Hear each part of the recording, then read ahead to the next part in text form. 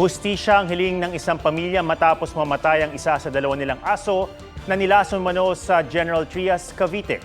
Ayon kay Youth Cooper Early Joy Asistores Colada, April 13 nang makita ng kanyang mga pamangkin ang mga aspi na sina Boboy at Prince na nanginginig at nagsusuka.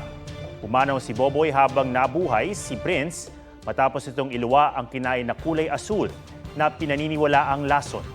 Patay sa CCTV na nakuha nila, kapitbahay umano nila ang nanlason sa mga aso. Isang araw kasi bago nito, sinugod daw sila ng kapitbahay na nagrereklamong tinahulan daw ni Prince. Sa videong ibinahagi sa GMA Integrated News, makikita ang isang taong naglalakad at tila may hinagis sa pwesto ni Boboy.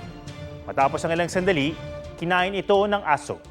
Kasama ang Philippine Animal Welfare Society o PAWS, kinasuhan nila ang itinuturong suspect. Sinusubukan ng GMA Integrated News na puntahan ang bahay ng suspect pero sarado ang bahay. Huwag magpahuli sa mga balitang dapat niyong malaman. Mag-subscribe na sa GMA Integrated News sa YouTube.